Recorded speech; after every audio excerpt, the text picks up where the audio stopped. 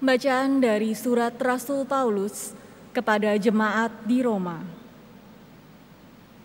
Saudara-saudara, mungkinkah Allah menolak umat-Nya? Sekali-kali tidak. Sebab aku sendiri pun orang Israel, dari keturunan Abraham, dari suku Benyamin. Allah tidak menolak umat-Nya yang telah Dia pilih. Maka aku bertanya, apakah bangsa Israel tersandung dan harus jatuh? Sekali-kali tidak. Tetapi karena pelanggaran mereka, keselamatan telah sampai kepada bangsa-bangsa lain, supaya membuat mereka menjadi cemburu. Jika pelanggaran mereka berarti bagi kekayaan dunia, dan kekurangan mereka sebagai kekayaan bagi bangsa-bangsa lain, apalagi kesempurnaan mereka. Saudara-saudara, hendaknya kalian mengetahui rahasia ini, agar jangan menganggap dirimu pandai. Sebagian dari bangsa Israel telah menjadi tegar hati, sampai segenap bangsa lain masuk.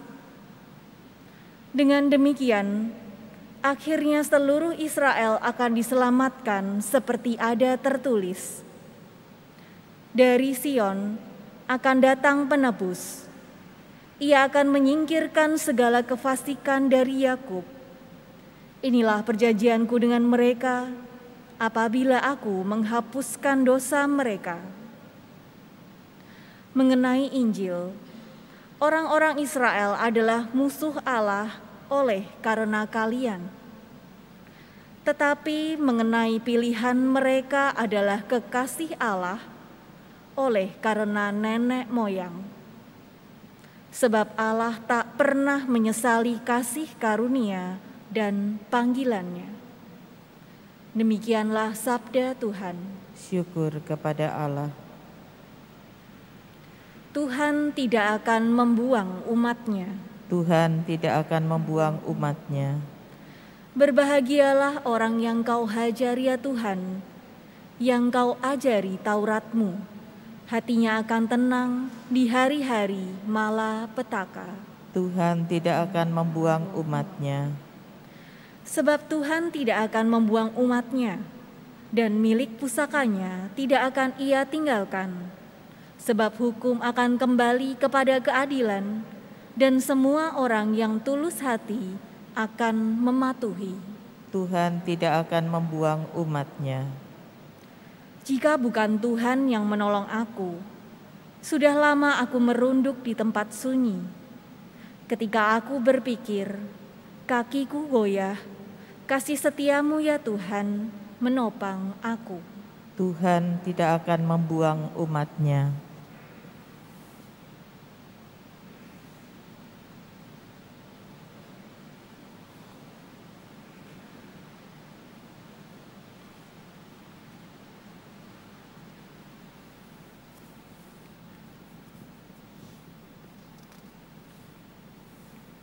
Haleluya, haleluya, haleluya.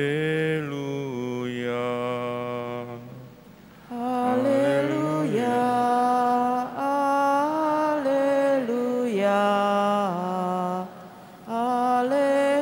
haleluya. Terimalah bebanku dan belajarlah padaku, sebab aku lemah lembut dan rendah hati. Haleluya, haleluya, haleluya. Tuhan sertamu. Dan sertamu juga. Inilah Injil Yesus Kristus menurut Lukas. Dimuliakanlah Tuhan. Pada suatu hari Sabat, Yesus masuk rumah seorang pemimpin orang-orang Farisi untuk makan di situ. Semua yang hadir mengamat-amati Dia dengan seksama. Melihat tamu-tamu berusaha menduduki tempat-tempat terhormat, Yesus selalu mengatakan perumpamaan berikut. Kalau engkau diundang ke pesta perkawinan, janganlah duduk di tempat kehormatan, sebab mungkin ada undangan yang lebih terhormat daripadamu. Jangan-jangan orang yang telah mengundang engkau dan tamu itu berkata kepadamu, berikanlah tempat itu kepada orang ini, lalu dengan malu engkau harus pindah ke tempat yang paling rendah.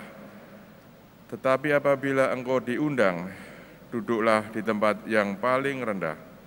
Mungkin tuan rumah akan datang dan berkata, sahabat, silahkan duduk di depan. Dengan demikian engkau mendapat kehormatan di mata semua tamu yang lain. Sebab barang siapa meninggikan diri akan direndahkan, dan barang siapa merendahkan diri akan ditinggikan. Demikianlah sabda Tuhan. Terpujilah Kristus.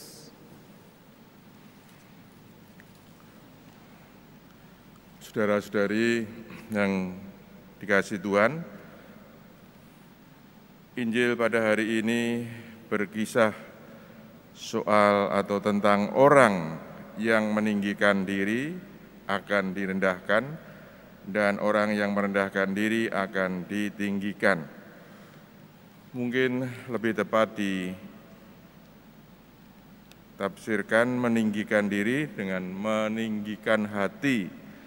Kalau meninggikan hati itu adalah sombong, dan merendahkan diri ini ditafsirkan merendahkan hati. Merendahkan hati ya orang yang rendah hati. Saudara sekalian,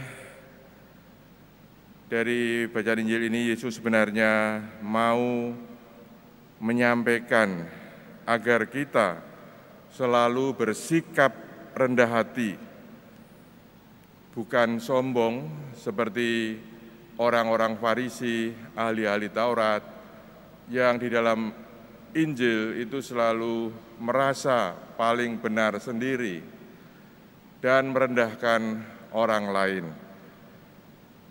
Nah, dengan pewartaan ini kita diajak untuk menjadi orang yang rendah hati, karena dengan kerendahan hati justru orang malah dihormati. Orang yang rendah hati akan selalu diterima dalam pergaulan, diterima dalam golongan A, golongan B, golongan C. Semua akan menerima orang yang rendah hati. Orang yang rendah hati akan mudah diajak untuk bekerja sama. Hanya dengan kerendahan hatilah orang bisa bekerja sama dengan baik. Karena ia tahu bahwa dirinya tidak bisa melakukan segala-galanya di dalam hidup ini. Tidak bisa melakukan segala-galanya sendirian. Ia merasa bukan apa-apa tanpa orang lain. Maka hidupnya, orang yang rendah hati, hidupnya berpusat pada Allah, mengandalkan Allah dan bukan mengandalkan dirinya sendiri. Maka saudara sekalian, marilah kita selalu belajar untuk menjadi orang yang rendah hati.